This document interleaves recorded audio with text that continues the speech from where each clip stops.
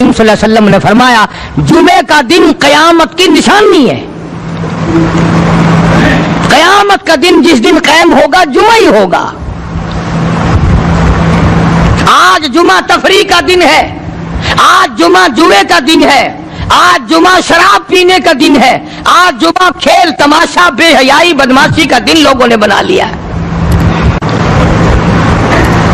ایک ہمارا ماحول ہے, آپ ذرا توجہ فرمائیں.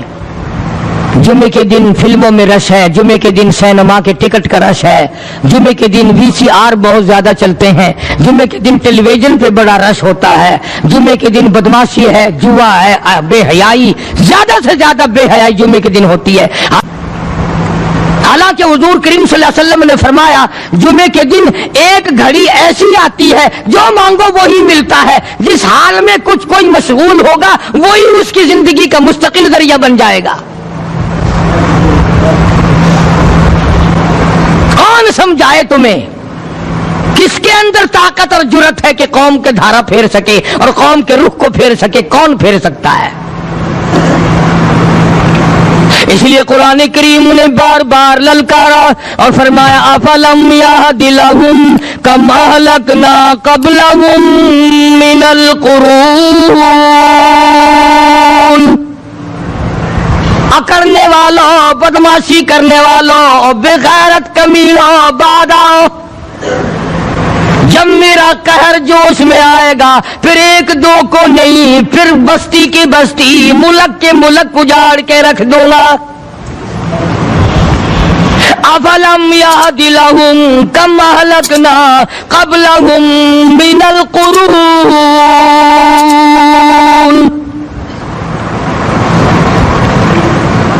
میں نے قرن کے قرن اجاڑ دیے, میں نے روئے زمین کے مالک اجاڑ دیے, میں نے ملکوں کے بادشاہ اجاڑ دیے, میں نے وزیر اعظم اجاڑ دیے, میں نے گورنروں سے بھیک کے ٹکڑے منگوا دیے. میں وہ خدا ہوں وتعز من تشاء وتذل من تشاء بیدک الخیر انک علی کل شیء قدیر. سارا نظام میرے ہاتھ میں ہے. تبارک الذی بیدہ الملک. برکتیں میرے پاس ہے, رحمتیں میرے پاس ہے, خیر میرے پاس ہے, بھلائی میرے پاس ہے, سلامتی کے خزانے میرے پاس ہے, امن کے خزانے میرے پاس ہے. وہو علی بیدہ الملک. ملک میں راج میرا. وہو علی کل شیء قدیر. ذرے ذرے پہ قبضہ میرا, پتے پتے پہ قبضہ میرا, پہاڑ کی ایک ایک کنکر پہ قبضہ میرا, سمندر کے قطرے قطرے پہ قبضہ میرا. تو ہوتا کون ہے اکڑ کرنے والا؟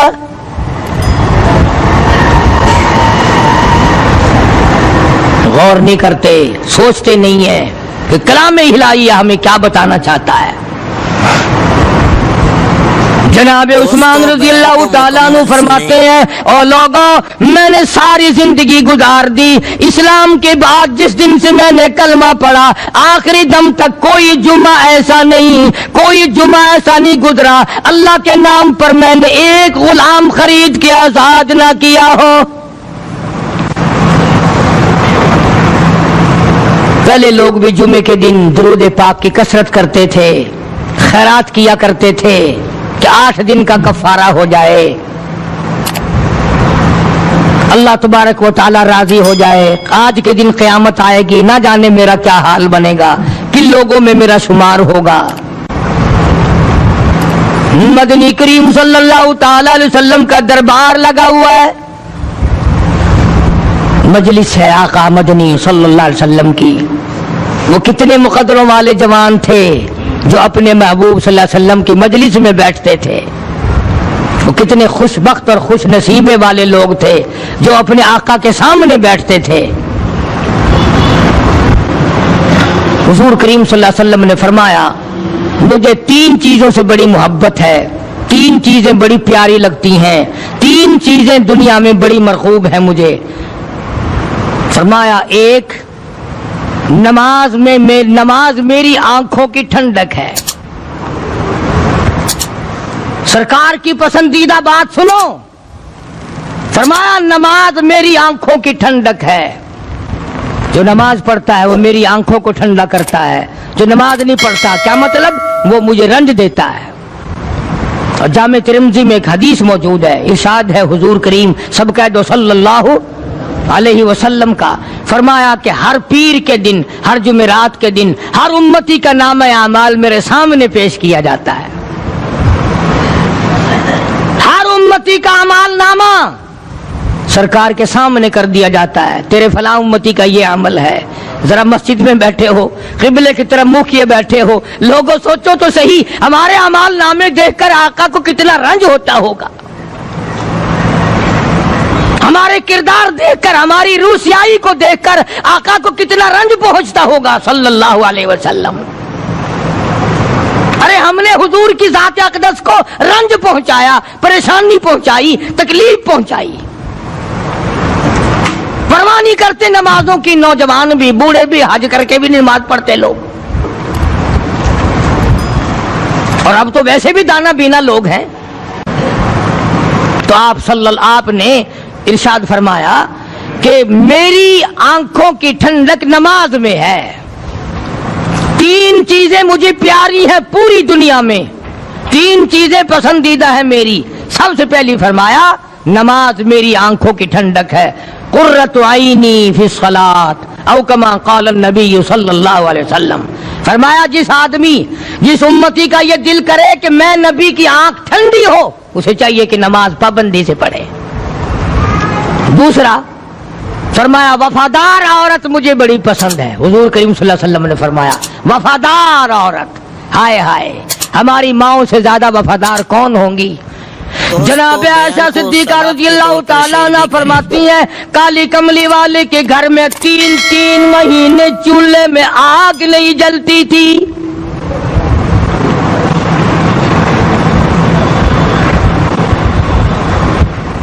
دوسروں کے واسطے ہے سیم و زر و گوہر، اور اپنا یہ حال ہے کہ چولہا ہے بجھا ہوا۔ جناب عائشہ صدیقہ رضی اللہ تعالیٰ عنہ فرماتی ہے ہمیں 24 گھنٹے میں ایک پانی کا پیالہ اور ایک کھجور کا دانہ ملا کرتا تھا۔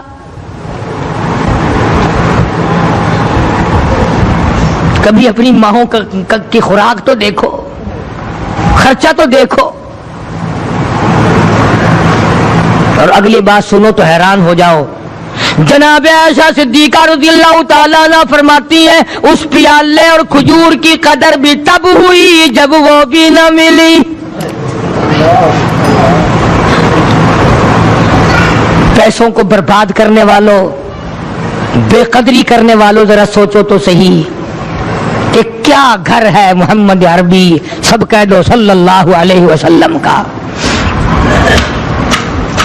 اسی گھر سے خیر و برکت ملی صحابہ کرام کو، لیکن دنیا نہ تھی، بلڈنگ نہ تھی، کوٹھی نہ تھی، بنگلہ نہ تھا، چہل پہل نہ تھی۔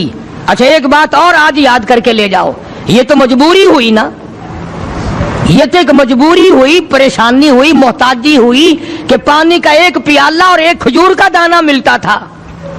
اور اگلی بات سنو تو حیران ہو جاؤ، مجبوری اور چیز ہے، اختیار سے کرنا اور چیز ہے۔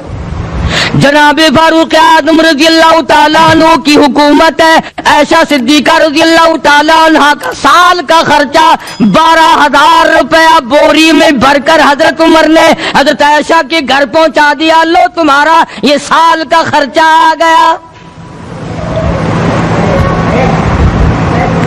سال کا خرچہ حضرت عمر رضی اللہ تعالیٰ عنہ نے جناب عائشہ صدیقہ رضی اللہ تعالیٰ عنہ کے پاس بھیجا۔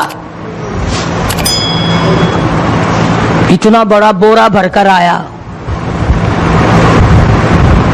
اللہ غنی، بجائے خوش ہونے کے، بجائے مچلنے کے، بجائے فخر کرنے کے، اپنی خادمہ سے فرمانے لگی حضرت عائشہ خادمہ سے فرمانے لگی میں نے تو اپنے محبوب صلی اللہ علیہ وسلم کے پیٹ پہ پتھر دیکھے، میں نے تو کالی کملی والے کو فاقے کرتے دیکھا۔ خادمہ سے فرمانے لگی اس بوری کے اور میرے درمیان میں کپڑا لٹکا دے، میری آنکھ دیکھنا گوارا نہیں کرتی،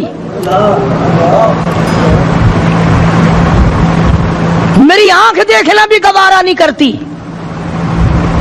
اس نے کپڑا لٹکا دیا۔ اس کے بعد خادمہ سے فرمانے لگی مدینے میں اعلان کراؤ جس کو خیرات چاہیے وہ عائشہ کے دروازے سے آ کے لے جائے رضی اللہ تعالیٰ عنہ۔ سارے مدینے میں اعلان ہوگا خیرات لینے والے آ جاؤ۔ شیئر ضرور کریں۔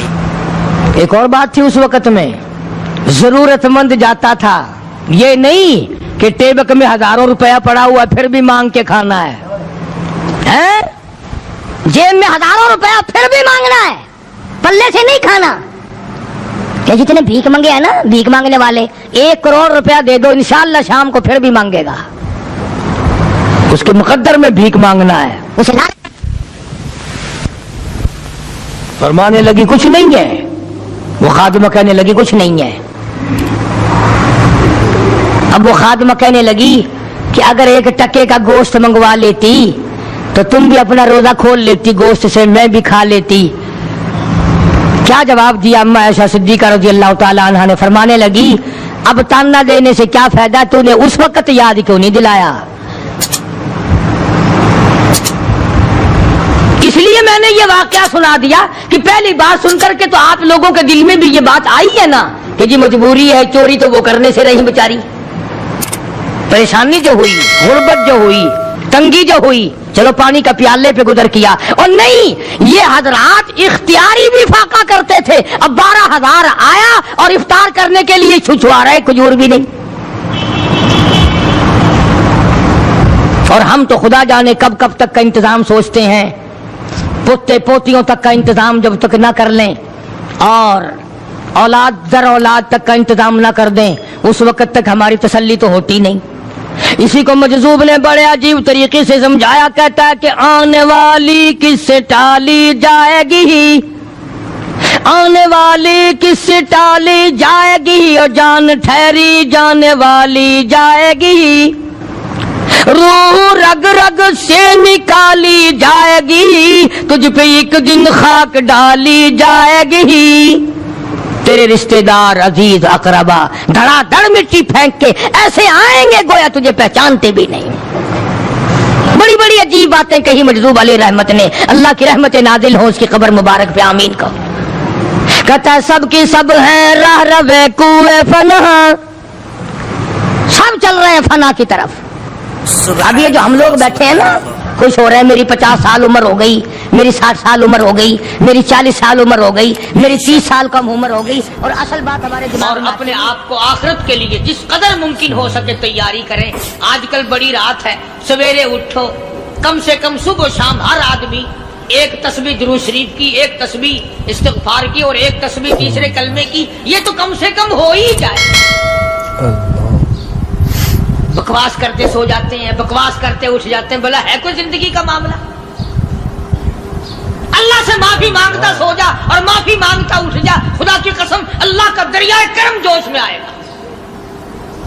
تو یہ ساری چیزیں میں نے لیے عرض کی، تو وقت پورا کرنے والا حساب نہیں کہ نہ جانے کس کو توبہ کی توفیق ہو جائے۔ کم سے کم ان 3 تسبیحوں کو ہر مرد عورت لازمی پکڑ لے۔ 1 تسبیح درود شریف کی، 1 تسبیح سبحان اللہ والحمدللہ ولا الہ الا اللہ واللہ اکبر ولا حول ولا قوۃ الا باللہ العلی العظیم، اور 1 تسبیح استغفر اللہ الذی لا الہ الا هو الحی القیوم واتوب الیہ، یا استغفر اللہ ربی من کل ذنب واتوب الیہ، اور 1 تسبیح درود شریف کی اللہم صلی علی سیدنا مولانا محمد وعلی آل سیدنا مولانا محمد مبارک وسلم وصلی علیہ۔ جب 1 مرتبہ درود بندہ پڑھے گا 10 بار اللہ کی رحمت آئے گی، 10 گناہ معاف ہوں گے، 10 درجے بلند ہوں گے، 10 خطائیں معاف کر دی جائیں گی۔ تو کتنا بڑا اجر ہے۔ خصوصاً بوڑھوں کو چاہیے کہ وہ گپوں میں اپنا وقت خراب نہ کریں۔ خدا کی قسم قبر میں جانے کے بعد تجھے 1 سانس کی مہلت نہ ملے گی۔ پر مجھے اس بات کا افسوس ہے کہ آپ لوگ پورا مضمون سننے کی کوشش نہیں کرتے، بلکہ بعض لوگ بالکل اخیر میں سر سے، ایک ہے جمعے کی فضیلت حاصل کرنا، ایک ہے جمعہ پڑھنا، ایک ہے سینوں لہاونا، اس میں بڑا فرق ہے.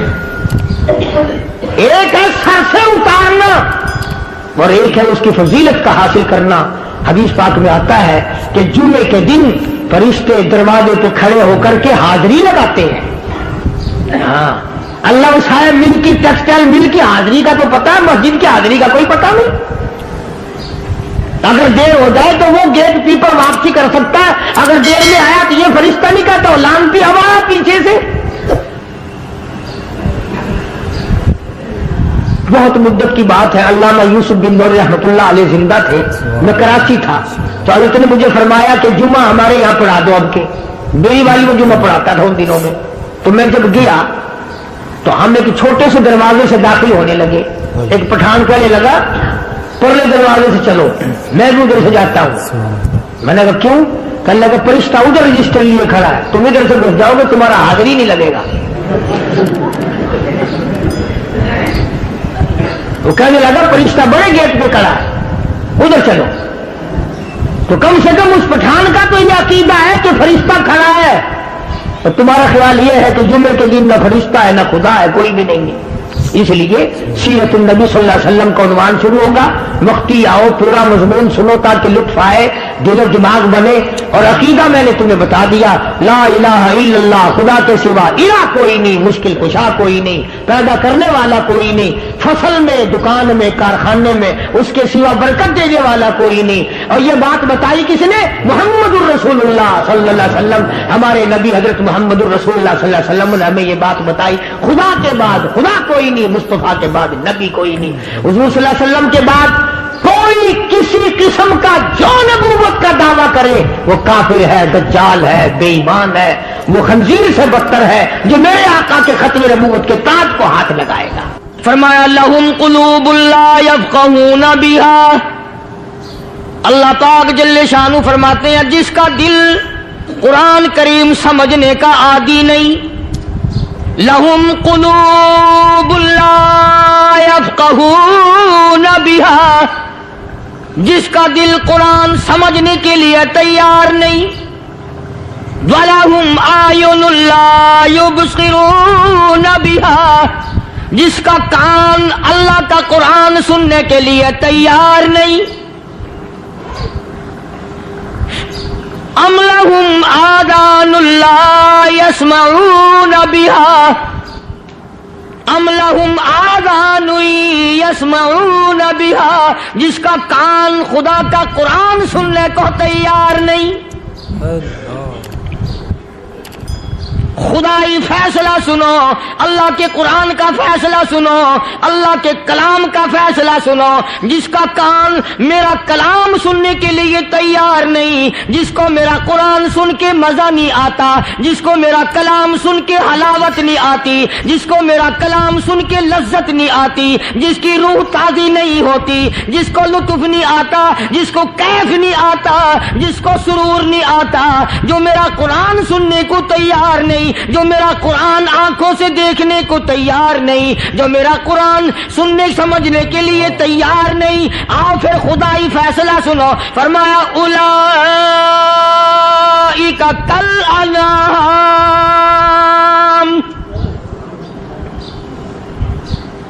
میرا فیصلہ نہیں, کسی پارٹی کا فیصلہ نہیں, کسی فرقے کا نہیں, کسی طبقے کا نہیں, کسی جماعت کا نہیں. فرمایا اولئک الانعام, پیدا کرنے والا مالک و خالق کہتا ہے مجھے اپنی کبریائی کی قسم یہ سارے جانور ہیں.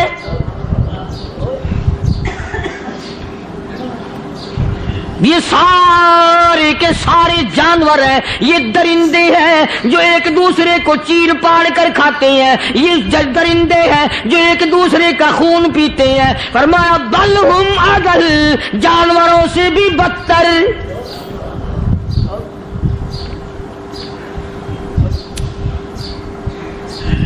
جس کے دل میں قرآن سن کر ترس نہیں, جس دل میں رحم نہیں, اپنے سے کمزور دیکھ کر جس کے دل میں شفقت نہیں, مہربانی کا مادہ نہیں. فرمایا وہ کوئی بندہ ہے, وہ تو جانور ہے. اور خدا غضب میں آ گیا, فرمایا بل ہم اضل, اس سے بھی بدتر. اللہ والے جو ہیں وہ ان خصلتوں کو دور کراتے ہیں اور وہ آدمی کے مزاج اور دل میں سے ایسی چیزیں نکالتے ہیں جو اس کی بربادی کا ذریعہ بنتا ہے. دل کی بیماریوں کا کسی کو فکر نہیں. بخار ہو جائے آپ چڑھ جائے آپ کو پتہ چل جاتا ہے, نزلہ ہو جائے آپ کو پتہ چل جاتا ہے, کھانسی ہو جائے پتہ چل جاتا ہے. دل کی بیماریوں کا کیا پتہ چلے؟ صحابہ اکرام رضوان اللہ تعالی علیہم اجمعین کی جماعت کے اللہ پاک کے محبوب حضرت محمد الرسول اللہ صلی اللہ تعالی علیہ وسلم نے دلوں کی صفائی کی. پہلے لوگ جھونپڑیوں میں کچے کوٹھوں میں رہتے تھے, نہ اتنی صفائی تھی نہ اتنی ترقی تھی. آج برتنوں کی صفائی دیکھو, کپڑوں کی صفائی دیکھو, مکان کی صفائی دیکھو, رات دن بس اسی دھندے میں لگے ہوئے.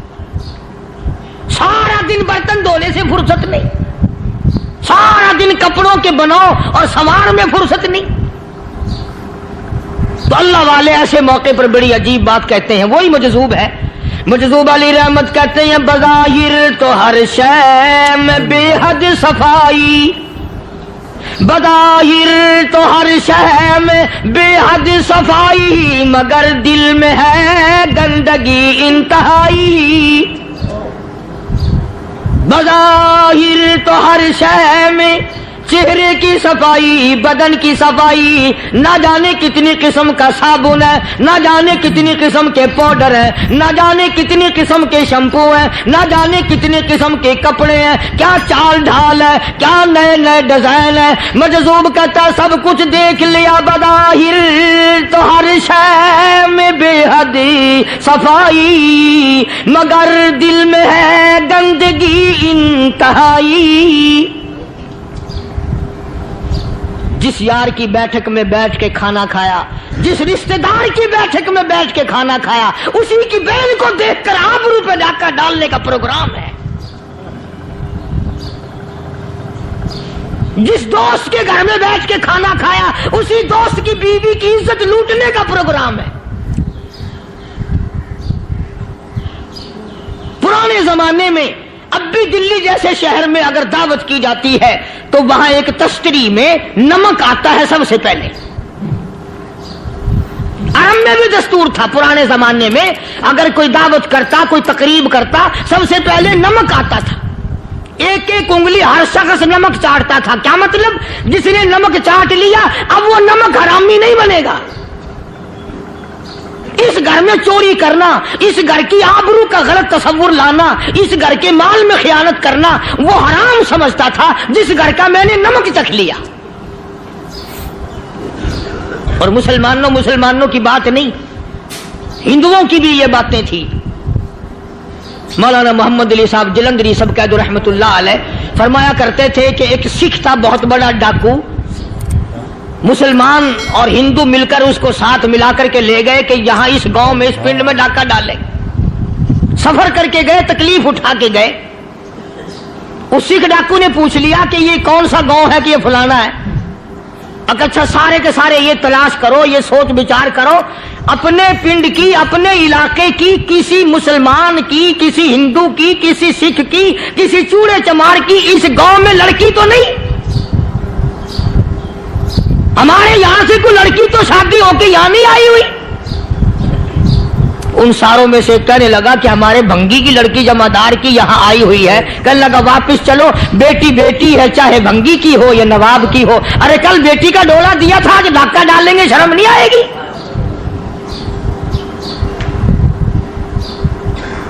آج وہ تصور کہاں چلے گئے اور ہم سب روتے پھرتے ہیں سکون نہیں, سکون نہیں, اطمینان نہیں. ارے اطمینان آئے گا کیسے؟ ہمارے دل بے ایمان ہے, نیتیں خراب ہے, آئے گا کہاں سے؟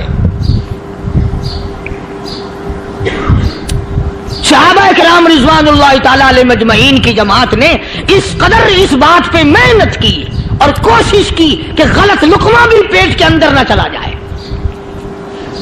چنانچہ میں علی الاعلان کہتا ہوں 1,29,000 صحابہ کرام کالی کملی والے کے دیوانے اور پروانے حضور کے یار جانثار، حضور کے ساتھ فاقہ کھانے والے، فاقوں مرنے والے، پتھر کھانے والے اپنے بچوں کے ٹکڑے ہوتے ہوئے دیکھ کر لا الہ الا اللہ محمد الرسول اللہ کی صدا بلند کرنے والے صحابہ کرام کا یہ حال تھا. پیدل سفر کر کے جاتے تھے یہودی عیسائی، شام نکل گئے، فلسطین نکل گئے، ہندوستان آ گئے، 2 سال لگ جاتے تھے. اپنی جوان بیٹیوں کو مسلمانوں کے گھروں میں چھوڑ کے آ جاتے تھے. کبھی نگاہ نبوت نے جن کو رنگ دیا تھا، کبھی کسی صحابی پہ ذرہ برابر الزام نہیں لگا. ان یہودیوں کا، ان عیسائیوں کا یہ عقیدہ تھا کہ محمد صلی اللہ علیہ وسلم کے جو غلام ہیں ان کی نگاہ بھی پاک ہے، ان کے دل بھی پاک ہیں، ان کے ارادے بھی پاک ہیں، ان کے ہاتھ بھی پاک ہیں.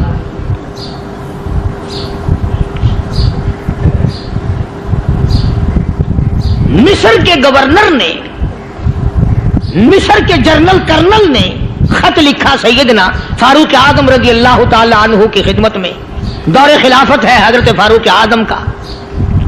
کیا خط لکھا کہ حضور مجھے کافی وقت گزر گیا ہے اور فلاں علاقے میں آپ کے حکم سے ہم نے جانا ہے اور راستہ صرف ایک ہے اور اس راستے میں جال بچھا دیا گیا.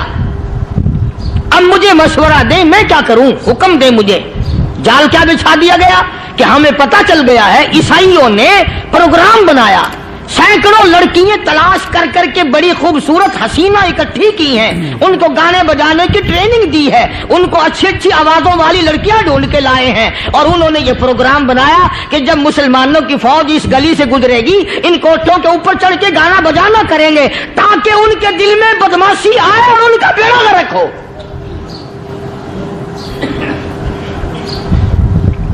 کبھی کافر کا یہ عقیدہ تھا کہ مسلمان کا دل بگڑا تو یہ گیا، اس کی نیت میں خرابی آئی اور یہ تباہ ہوا. جناب فاروق اعظم رضی اللہ تعالیٰ عنہ نے اسے یہ خط نہیں لکھا کہ تو قرآن پڑھا کر، تو نفل پڑھا کر. امیر المومنین خلیفۃ المسلمین سیدنا فاروق اعظم رضی اللہ تعالیٰ عنہ نے اپنے جنرل کرنل کو خط لکھا کہ اس میں لمبی چوڑی فکر کی کوئی بات نہیں، اس میں کوئی پریشانی والی بات نہیں، کوئی سوچ و بچار والی بات نہیں. سارے تیری فوج میں، تیری کمان میں مسلمان ہیں، سب کو اکٹھا کر لے، ساروں کو اکٹھا کر کے قرآن کریم کے سورت نور کی 2 آیتیں سنا دے.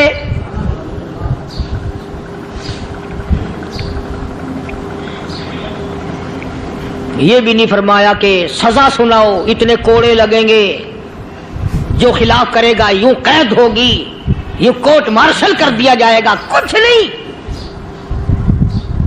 جناب فاروق اعظم رضی اللہ تعالیٰ عنہ کی رائے دیکھو. ان کے خیال میں قرآن کریم میں اتنی بڑی طاقت ہے، اتنی بڑی عظمت ہے، اتنی بڑی کرامت ہے، کلام الہی میں اتنا بڑا شرف ہے. اعلان کر دیا، فرمایا اپنے کرنل کو ساری فوج کو، لشکر کو اکٹھا کر کے قرآن کریم کی فلاں فلاں آیت سنا دے.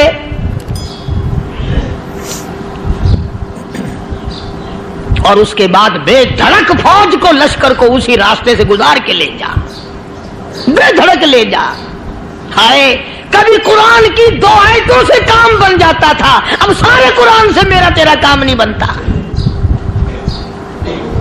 قصور قرآن کا نہیں ہے، یہ میرا تیرا ہے. یہ تو اتنی وفادار کلام ہے، اتنی پاک کلام ہے، خدا کی قسم. ہزاروں رجسٹروں کے گتے، ہزاروں چائے کے ڈبے، ہزاروں مٹھائی کے ڈبے، لاکھوں کروڑوں دوائیوں کے ڈبے گندے نالوں پہ، کوڑیوں پہ، روڑیوں پہ پڑے ہیں، اور جس گتے نے قرآن کے ساتھ یاری لگا لی، خدا کی قسم کوئی آدمی بغیر وضو اس گتے کو بھی ہاتھ نہیں لگا سکتا.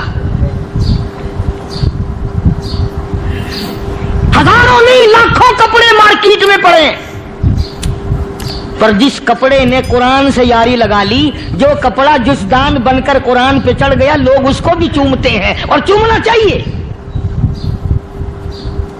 یارو کپڑے نے قرآن سے یاری لگائی تو کپڑا عظمت والا بن گیا، گتے نے یاری لگا لی تو گتا بن گیا. ہزاروں قسم کے کاغذات روزانہ ذلیل ہوتے پھرتے ہیں. جس کاغذ پہ قرآن لکھا گیا وہ عظمت پا گیا, جس سیاہی سے قرآن لکھا گیا وہ سیاہی عظمت والی بن گئی. ارے اگر مسلمان قرآن کو اپنے اندر پیدا کر لے, اس کی عظمت کو بسا لے, اس کو اپنا لاہ عمل بنا لے, اس کو اپنے سر پہ رکھ لے, تو کیا یہ بندہ قرآن کے ساتھ وفاداری کرے تو قرآن کیا خیال ہے قرآن بے وفائی کر دے گا؟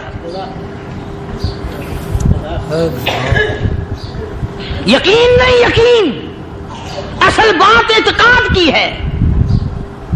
یقین کا تو یہ عالم بنا ہوا ہے کہ اگر کوئی چوری کا معاملہ ہو جائے اور کسی پر شبہ ہو, اگر اسے کہو کہ قرآن اٹھا دے تو دیر نہیں لگائے گا, اور اگر کہے کہ فلانی خانگاہ کا کنڈا مار دیا کہ یہ کام میں نہیں کرتا. خانگاہ کے کنڈے میں ایمان ہے, قرآن پہ ایمان نہیں. اس پر یقین ہے کہ پیر اندھا کر دے گا, اور یہاں یقین نہیں کہ جس خدا نے پیدا کیا اگر میں نے جھوٹا قرآن اٹھایا تو وہ برباد کر دے گا.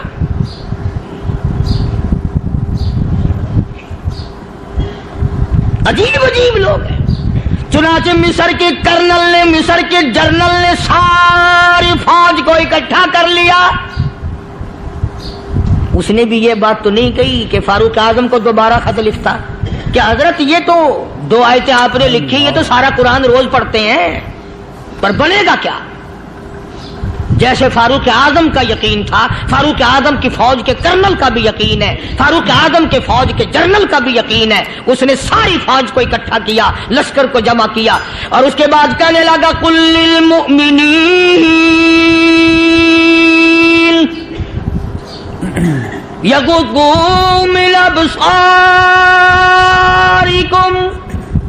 ویحفظوا فروجہم ذالک ازکی لہم ان اللہ خبیر بما یصنعون. او لوگوں, خدا تمہیں کہتا ہے اپنی آنکھوں کی حفاظت کرو. اگر تمہاری نظریں غلط جگہ پڑی, اپنی عزت کی حفاظت کرو, اپنی آبرو کی حفاظت کرو. اگر غلط نظریں پڑی, غلط استعمال ہوئی, ان اللہ خبیر بما یصنعون.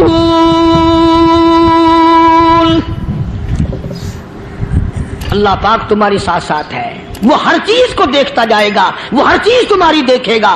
چنانچہ تاریخ شاہد ہے, ابن حشام نے لکھا ہے, ابن خلدون نے لکھا ہے, اور کئی مورخین نے لکھا ہے کہ جب مسلمان جنرل نے, مسلمان کرنل نے اپنی فوج کو قرآن کی 2 آیتیں سنائی اور اس کے بعد حکم دیا چلو, تمام کا تمام لشکر چل رہا ہے. ادھر ڈھول بجا, دھماکے بجے, گانا شروع ہوا, گانا بجانا شروع ہوا, ساری فوج نکل گئی, سارا لشکر چلا گیا. لڑکیوں نے دیکھا کہ یہ تو ختم ہو گئے, نیچے آواز دے کے کہنے لگی اور جانے والوں یہ ساری فوج کئی اندھوں کی فوج تو نہیں.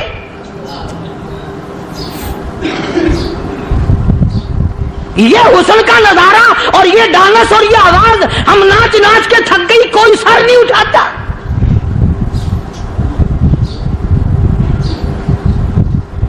اور آج دیکھ لیں آپ, ہر گھر کے اوپر وہ لگا ہوا ہے ایریل, لعنت کا ایریل لگا ہوا ہے, لعنت کا ایریل. حاجیو تم کیا کہتے ہو کہ ہمارے گھر کا اس میں کیا بگڑے گا؟ خدا کی قسم وہ بگڑتا ہے, وہ دیمک لگتی ہے, وہ تباہی پھرتی ہے, تمہیں پتہ بھی نہیں چلتا. تم نے کیا سوچ رکھا ہے؟ مسلمان کرنل کے حکم پہ ساری فوج نکل گئی. ناچنے والی گانے والی لڑکیاں عیسائیوں کی حیران ہیں. کیا ہوا؟ لاکھوں کی تعداد میں فوج گزر گئی, کوئی نگاہ اٹھا کے نہیں دیکھتا. ایک مسلمان سپاہی گزرتا گزرتا نیچی نظریں کیے کیے کہنے لگا سر کیسے اٹھائے, نگاہ کیسے کوئی اٹھائے گا؟ یہ سارے کے سارے اللہ کا قرآن سن کر آئے ہیں.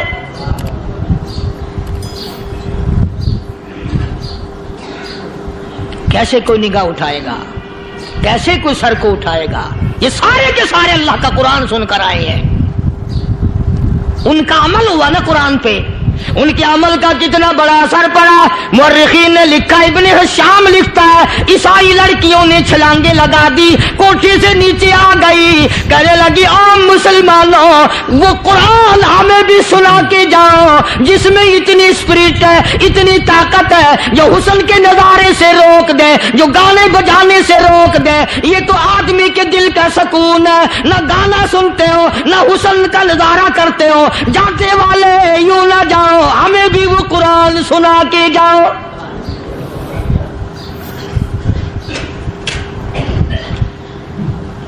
उस कुरान में कितनी बड़ी ताकत है, वो कितनी अजमत होगी उसमें, उस कलाम में कितनी बरकत होगी, जिस कलाम में ये तासीर है कि वो ऐसी ऐसी चीजों से रोक देता है। चुनाचे एक मुसलमान सिपाही चलता भी जाता है और कहने लगा, वकुल्लिल मुमिनीन,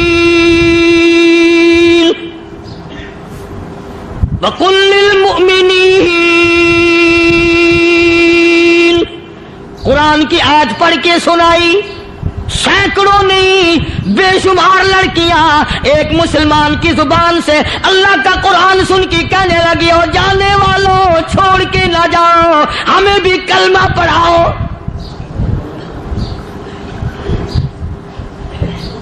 जितनी भी वो नाचने गाने वाली थी तमाम की तमाम कलमा पढ़कर मुसलमान बन गई।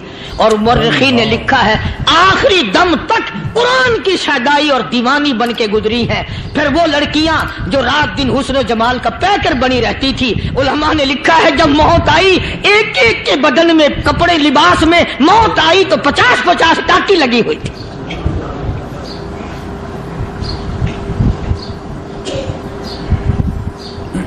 बज़ाहिर तो आज भी बड़ी झाड़ा पूंजी है, बड़ी सफाई है, बड़ी दौड़ धूप है। इसी को मजज़ूब अल-ऐलान कहता, बज़ाहिर तो हर शय में बेहद सफाई, मगर दिल में है गंदगी इंतहाई, कभी इसके धोखे में आना न भाई, ये सब है रियाई, ये बस है रियाई। ये तो चीज ही कुछ नहीं। बड़े बड़े धंधे हमें पलटते देखे, बड़े बड़े निजाम बिगड़ते देखे। मोहम्मद अरबी सल्लल्लाहु ताला अलैहि वसल्लम के दरबार में बड़े बड़े लोग आते थे। अल्लाह गनी, निगाह नबूवत ने जिसको रंग दिया, सुभान अल्लाह, फिर कीमत बन गया। वो इस्लाम की दौलत से पीछे ना हटा। कोई पीछा फिर के देखा ही नहीं कि हम क्या कर रहे हैं। एक लज्जत थी, एक कैफ था, एक सुरूर था सहाबा किराम को।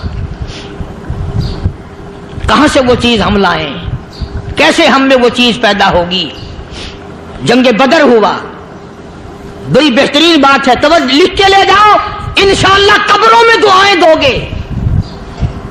जंगे बदर हुआ, 70 से ज्यादा काफिर पकड़े गए, मदीने में पकड़ के कैदी बना करके लाए गए। तंगदस्ती का जमाना है, 1 साल नहीं हुआ मुसलमान उजड़ के आए थे, मार खा के आए, परेशान होकर आए, धन दौलत छोड़कर लुटा कर आए। इनके पल्ले क्या था। शाम का वक्त हुआ, मदनी करीम सल्लल्लाहु ताला अलैहि वसल्लम ने मस्जिद के दरवाजे में खड़े होकर ऐलान फरमा दिया, कौन है, कौन है जो मेरे मेहमानों को खाना खिलाए। और वो मेहमान कोई शहनशानी थे, हैं भी काफिर, हैं भी इस्लाम के दुश्मन, आए भी सहाबा किराम को मारने, मैदाने जंग से पकड़ के लाए गए, जंगी कैदी हैं। उस नबी की तरफ कभी मुंह किया कर जिस नबी का तू गुलाम है, उम्मती बना फिरता है। फरमाया, कौन है जो मेरे मेहमानों को खाना खिलाए। सहाबा किराम में से किसी ने 2 पकड़ लिए, किसी ने 1 को साथ ले लिया। एक बिनादार सा गरीब सा सहाबी है, उसने साथ ले लिया एक मेहमान और घर लेके गया। बीवी को कहने लगा कि खाना कितना है, कि बस 1 आदमी जोगा है, 1 आदमी की काफी होगा। कान में कहने लगा, अपनी बीवी के दस्तूर था अरब का, मेहमान और मेजबान इकट्ठे खाया करते थे। अपनी घरवाली के कान में कहने लगा कि इसके आगे खाना रख देंगे मेहमान के, जब ये खाना शुरू कर देगा किसी बहाने से दीवा बुझा दियो, मैं यूं ही मुंह को खाली हिलाता रहूंगा, ये खाना खा लेगा, पेट भर जाएगा इसका। चुनाचे खाना आगे रख दिया, जो कुछ भी था उसने खाना शुरू किया कि जी आप भी खाएं, कि हाँ हाँ मैं भी खा रहा हूं। बस यूं ही खाने में भी हाथ लगाए, मुंह को भी हाथ लगाए और मुंह को चलाए भी बराबर। बीवी ने चिराग बुझा दिया। ये अमल तो सहाबी कर रहा है अपने घर में। उधर कुरान करीम नाजिल हो गया मोहम्मद करीम सल्लल्लाहु अलैहि वसल्लम की जात पे, फरमाया वयुसिरूना ला अनफुसिहिम वलौ कान बिहिम खसासा वमन युक़ शुह्ह नफ्सिही फउलाइका हुमुल मुफ़्लिहून। और मेरे महबूब मुबारक हो, तेरी उम्मत में ऐसे लोग भी हैं जो अपना मुंह खाली हिला रहा, बीवी भूखी बैठी है, चिराग बुझाए बैठी है और अपने हाथ को खाली चला रहा है और मेरे बंदे का पेट भर रहा है। और मेरे महबूब, मुझे अपनी अजमत की कसम, मैं तेरे इन दीवानों पे जन्नत वाजिब कर चुका।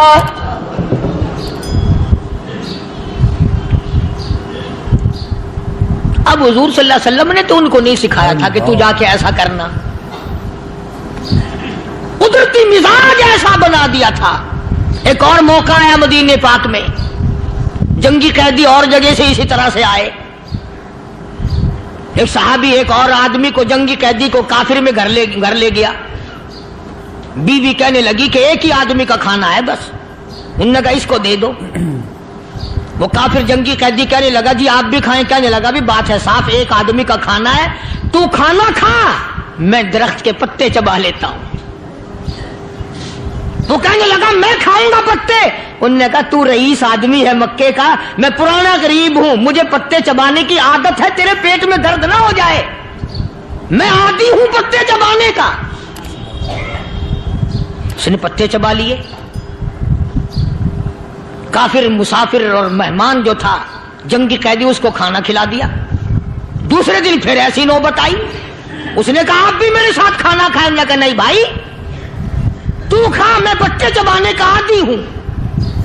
2 दिन तो उस काफिर ने खाना खा लिया और जब तीसरे दिन उसके आगे खाना आया, उन्होंने कहा भाई तू ही खा, बस इतना ही खाना है, मैं तो मियां बीवी हम तो पत्ते चबा लेंगे। और कहने लगा मदीने वालों, तुम खुद पत्ते चबाते हो, दुश्मनों को खाना खिलाते हो, आज मेरी भी एक शर्त है, पहले कलमा पढ़ा फिर खाना खिला।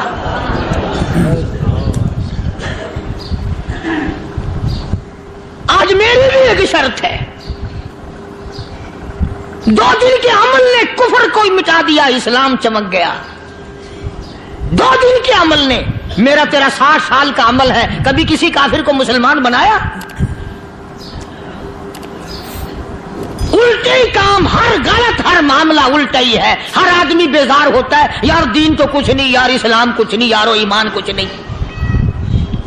इसी को कुरान करीम ने ललकार के आवाज दे के फरमा दिया, लोगों ऐसी गड़बड़ न करो वरना मैं वो खुदा हूं। फअख़ज़तकुम साहिक़तु व अंतुम तंज़ुरून। जिब्रील अमीन ने एक चीख मारी, सारी कौम के जिगर फट गए। मैं वो खुदा हूं, ला तरकुहु वरजिउ इला मा उतरिफ्तुम फीहि व मसाकिनिकुम लअल्लकुम तसअलून। लोग मकान छोड़ के भागते हैं, माहौल छोड़कर भागते हैं, माशरा छोड़ करके भागते हैं। खुदा कहता आओ, जिन मकानों पे तुम्हें नाज था वो ये खड़े भाग कर रहे हो। इसी को कुरान करीम कहता है इन्नल्लज़ीना क़ालू रब्बुनल्लाह सुम्मा इस्तक़ामू وہ آدمی جس نے لا الہ الا اللہ محمد الرسول اللہ صلی اللہ علیہ وسلم پڑھا، اللہ کی توحید کا اقرار کر لیا، او میرے مالک تیرے سوا میرا کوئی مشکل کشا نہیں، حاجت روا نہیں، میرے دل کے بھید کو جاننے والا نہیں، میری بگڑی بنانے والا کوئی نہیں، اجڑوں کو بسانے والا کوئی نہیں، کھیتی کو آباد کرنے والا کوئی نہیں، ایک دانے سے سینکڑوں دانے بنانے والا تیرے سوا کوئی نہیں۔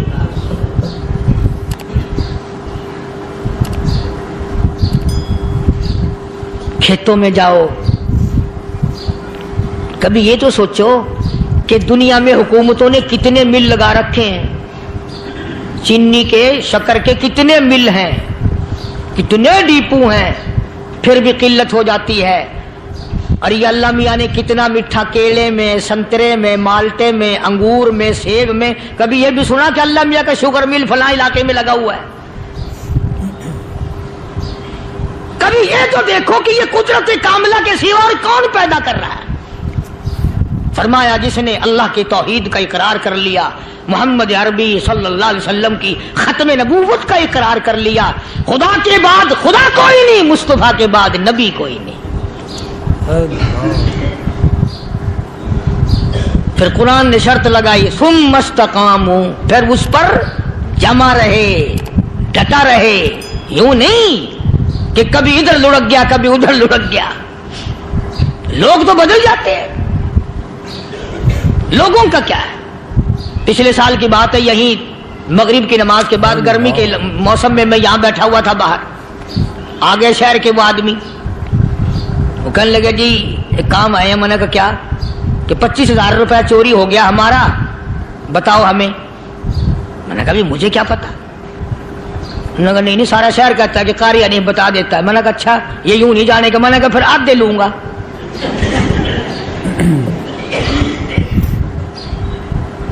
25,000 گم ہوئے ہیں نا، 12.5 میرے 12.5 تمہارے۔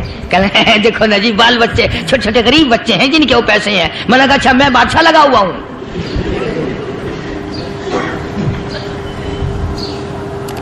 انہوں نے کہا جی سودا مہنگا۔ میں نے کہا پھر کہیں اور چلے جاؤ۔ جتنا میں نے سمجھایا نہیں ماننا کہ اگر ہمیں یوں پتہ چل جائے مولویوں کو ولیوں کو تو پھر یہ لاکھوں کروڑوں پولیس والے رکھنے کی ضرورت ہے بھلا؟ اتنی بڑی فوج کا رکھ کر کیا کریں گے ہم؟ اربوں روپیہ فوج کا خرچہ ہے، 2 ولی، ایک ولی کو اس بارڈر پہ بٹھا دیں گے، ایک ولی کو اس بارڈر پہ بٹھا دیں گے، پھر ہم بڑھانا دیں گے اولیاء کرام رجمت۔ ذہنیت ماری گئی، سمجھ نہیں پاتے، دین کے قریب نہیں آتے لوگ، سمجھتے نہیں۔ فرمایا ثم استقاموا تتنزل علیہم الملائکۃ الا تخافوا ولا تحزنوا وابشروا بالجنہ التی کنتم توعدون۔